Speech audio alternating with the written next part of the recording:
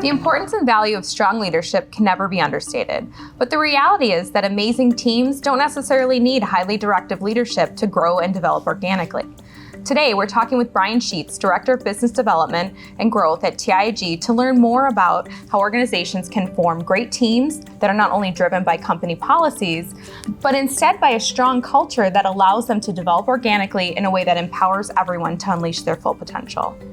Hey, Ryan. How are you? Good, how are you? Good. Thanks for being here. So this shared energy, it's really an intrinsic cord and almost a set of value-based guideposts, so to speak. Right. Every team, every organization has their shared values and core beliefs, and how they operate and how they ultimately serve their customer base. These guideposts should be foundational, right, to everyone in the organization.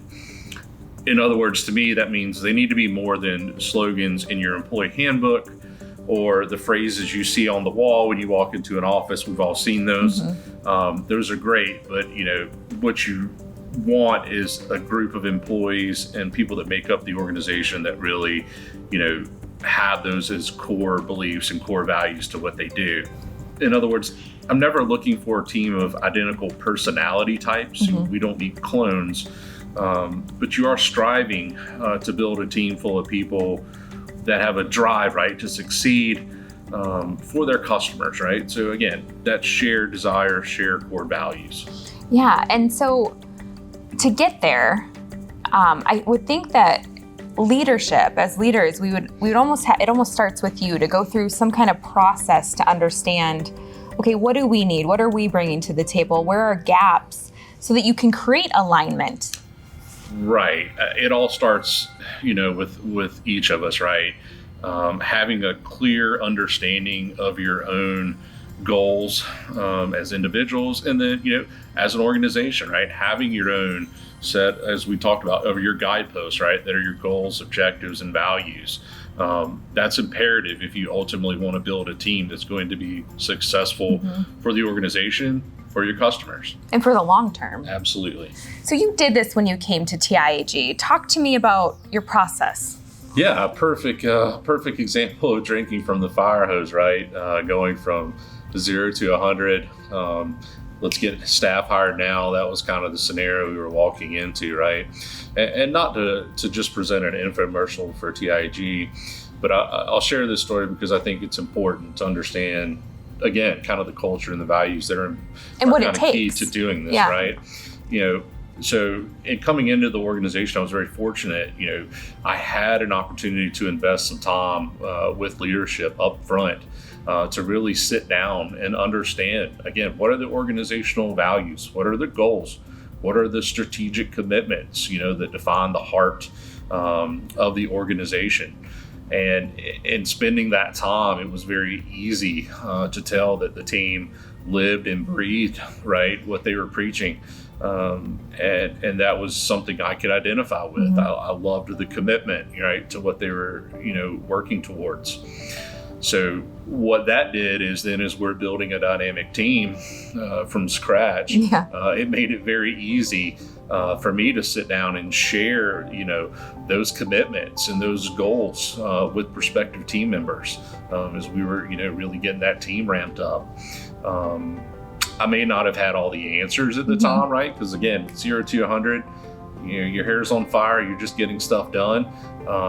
But at least with that foundational understanding, I could sit down and really have a very honest conversation with people very early on, which allowed us to quickly identify individuals who, we could tell had that shared commitment to success, especially for our customer. So you had to quickly assimilate 0 to 100. You had to understand the organization before you could even start building. Right. But what level of support? I mean, that is more than just a conversation. What did you need to do this? A lot of help.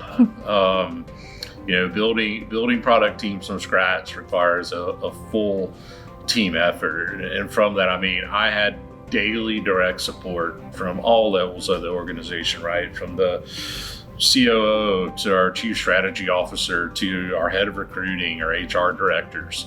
the IT staff chipping in, making sure we had stuff ordered, all the way down to just, even like billable employees, right, that were subject matter experts and stuff, willing to jump in and help, right? So people within the organization that didn't directly even have skin in the game were just willing to chip in, and help. No job was too big, no job was too small. Any time of day or night, because you know how that goes. There's no clock when you're getting off the ground.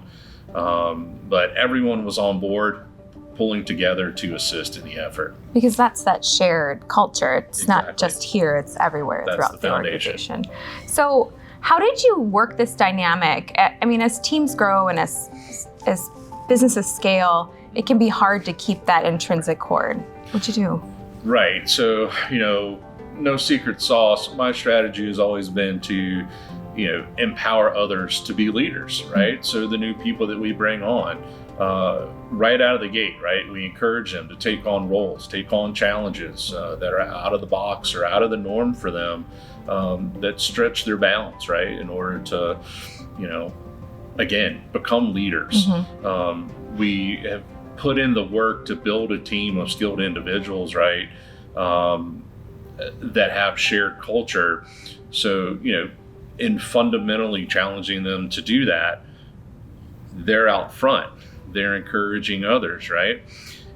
Again, what's been exciting about that, right, is we've all taken on, as you said, things grow and scale. We get other focuses. And as the team grows, you have these multi-level layers of leadership now that take control throughout, or not even layers, but it's kind of a flat organization. So you have these flat levels of leadership that exist, amongst the teams. And it's been really exciting to watch those people grow. And then as they've brought on new people, to do the same thing with them, right? Challenge them to be leaders, and watch them grow their teams while at the same time, intrinsically sharing those core sets of values and our strategic commitments throughout the team. So, tougher question, but also necessary when we're talking culture and we're talking scalability. So, TIG is a big organization, and your team, it grew out kind of brand new office, 2 offices, growing, advancing. So, ultimately, culture is a part of the human experience. Is there ever this us versus them mentality? Yeah, I've seen it happen, a lot over the years, and it comes full circle, right, on our discussion. Organizations, I've seen it, they create cultures, that inherently break over time as they scale, right? Because as we talked about before, they didn't have those intrinsic guideposts put into the ground, and they didn't spend the time and make the commitment up front to build teams that lived and breathed by those commitments and by those guideposts, right? Again, you focus not on only hiring for skills. Skills not the most important thing. It's very important. Yeah. But you have to focus on culture, and you have to focus on shared values and organizations. And then once you have those people, you really have to focus on growing them, training them.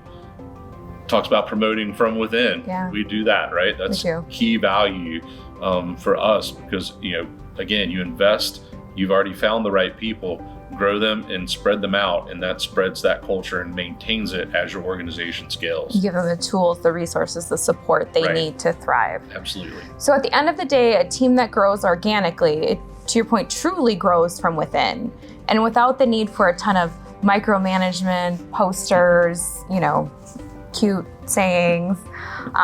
But it takes a unique approach. This is a unique approach, especially in our industry. What are just some final thoughts you want to leave everyone with to create this? Right. Look, like we talked about, there's no step-by-step guide on building dynamic teams, right? And successful teams. It takes teamwork. It definitely takes commitment, and that commitment has to exist throughout the organization. It takes a lot of time and a lot of hard work. Yeah. You may have to make sure, like we talked about, that you have established that strong foundation of core values and guiding principles, more than a slogan, more than a poster on the wall, before you get really far off the ground. You got to have those in place, and you got to make sure that you live by them every day. Because here, I don't even see any slogans on the wall. Nope. It's really just inherent. Brian, thanks for being here. Thanks for inspiring us. This was great. Thanks for having me. Great. And thank you for spending a few minutes with us. For more trends and insights, subscribe now and join us next time for another episode of Tech Connect, Talks that Transform.